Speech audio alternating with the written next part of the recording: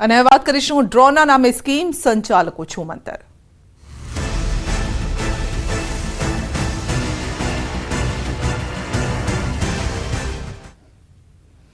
આખરે વિવાદો વચ્ચે યોજાયો ડ્રો, મચી ગઈ નાસભાગ, પોલીસ એલર્ટ થતા આયોજકો બદલી રહ્યા છે સ્થળ। લકી ડ્રોના નામે સ્કીમ થઈ રહી છે, પોલીસની ચાંપતી નજર છે તેના પર અને બનાસકાંઠાના થરાદના રાહ ગામે યોજાવાનો હતો ડ્રો। બનાસકાંઠા પોલીસ એલર્ટ રહેતા આયોજકોએ લોકેશન બદલ્યું છે, સ્થળ બદલી રાજસ્થાનના વિરોલ ગામમાં યોજાયો ડ્રો। મોટી ભીડ વચ્ચે ડ્રો શરૂ થતા પોલીસની એન્ટ્રી થઈ ગઈ। ચાલુ ડ્રોમાં રાજસ્થાન પોલીસ પહોંચતા નાસભાગ મચી ગઈ। ચાલુ ડ્રોમાં સંચાલકો ડ્રોની કૂપનો લઈને ભાગી છૂટ્યા। ગેરકાયદેસર ડ્રો, પોલીસની એન્ટ્રી અને સંચાલકો છૂમંતર। ચાલુ ડ્રોમાં સંચાલકો ભાગ્યા, રોકાણકારો હવે સલવાઈ ગયા છે।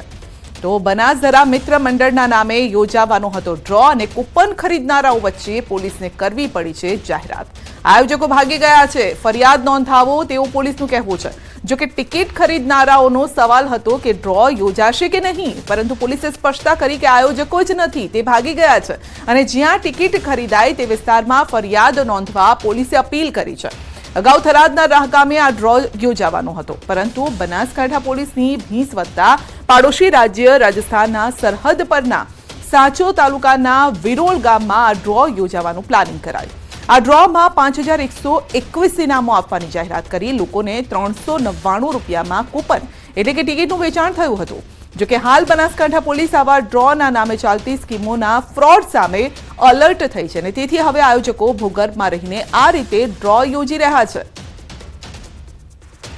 आवाज मत करो, आपके साथ जिसने फ्रॉड किया है आप उनके नामजद एफआईआर कर देना, पुलिस अपने आप उनको ढूंढ के ले आएगी। आप ऐसे आवाज मत करो, जो भी है आयोजक है उनके नाम आप लिख के पुलिस थाने में रिपोर्ट दे दो।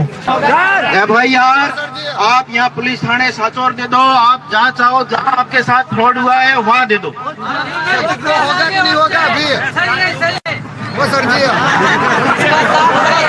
अरे आपका जितना भी फ्रॉड हुआ है आप नामजद एफआईआर उनके नाम से दे दो, पुलिस अपने आप उनको, जिसने आपके साथ फ्रॉड किया पुलिस अपने आप उनको गिरफ्तार करके ले आएगी। सर ड्रॉ होगा कि नहीं होगा अभी? बिल्कुल ड्रॉ होगा कि ड्रॉ तो आयोजक यहाँ नहीं है, ड्रॉ कौन करेगा? ड्रॉ रोकने के लिए तो आपने દુષ્કૃત્યની કોશિશ કરનાર દાનવ દબોચાયો છે। 1.5 વર્ષની બાળકીને મનોવિકૃત ખેંચી ગયો હતો। સુરતમાં લીંબાયત વિસ્તારની આ ઘટના છે। બાળકને પણ લઈ જવાની કોશિશ કરી હતી અને ગાર્ડનમાં રમતી બાળકીને લઈ જવાનો પ્રયાસ કર્યો હતો। બાળકીની માતા સમયસર આવી જતા બાળકી બચી। યુવકને ટોળાએ બરાબરનો મેથી પાક આપ્યો। લીંબાયત પોલીસે આરોપીની ધરપકડ કરીને અપહરણ, છેડતી અને પોક્સોની કલમ નોંધી આગળની કાર્યવાહી હાથ ધરી। તો 1.5 વર્ષની બાળકીને ખેંચી જવાનો પ્રયત્ન કર્યો હતો। આ અંગે વધુ અપડેટ મેળવીશું સંવાદદાતા કીર્તેશ પાસેથી। જી કીર્તેશ, આ વ્યક્તિને દબોચી લેવાયો છે? બિલકુલ સંધ્યા, સુરતના લિંબાયત વિસ્તારની ઘટના છે, જ્યાં માનસિક રીતે વિકૃત વ્યક્તિ ગાર્ડનની અંદર 1.5 વર્ષની બાળકીને ખેંચીને લઈ જવાનો પ્રયાસ કર્યો હતો।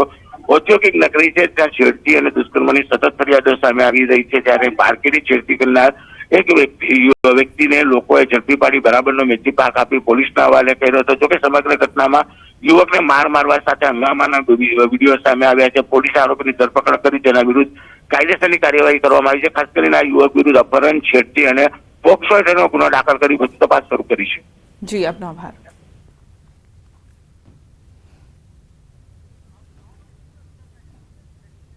सीधा ही अपने ले जईशु हवामान की प्रेस कॉन्फ्रेंस में। जो स्काई क्लियर रहेगा और लघुत्तम तापमान 14 डिग्री सेंटीग्रेड के आसपास रहेगा। और सर, सबसे ठंडा कौन सा है? हाँ, नलिया में है, वो है 9 डिग्री सेंटीग्रेड। 24 घंटे के बाद फिर टेम्परेचर जो लघुत्तम तापमान है नो लार्ज चेंज कैटेगरी में जाएगा। कोई सिस्टम तो अभी नहीं है, हमारे रीजन में कोई सिस्टम नहीं है।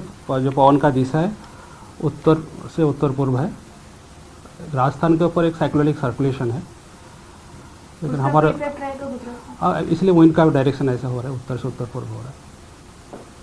सर, अभी 2 सीजन फील हो रही है, सुबह में ठंडी और दोपहर में गर्मी, क्या कारण है? ये कारण जो है अभी जो आपका सिस्टम WD पास कर रहा है, जब पास कर जाते हैं एक वेदर होता है, फिर आने के टाइम एक वेदर होता है टेम्परेचर। फॉल राइज होता है, हम लोग भी उस हिसाब से फोरकास्ट कर रहे हैं। राइज हो अभी तो राइज होगा उत्तर पूर्व 2 से 3 डिग्री सेंटीग्रेड फॉल होगा, उसके आगे एनएलसी रहेगा। अहमदाबाद में कैसे रहेगा? अहमदाबाद का भी मतलब फॉलिंग टेंडेंसी रहेगा।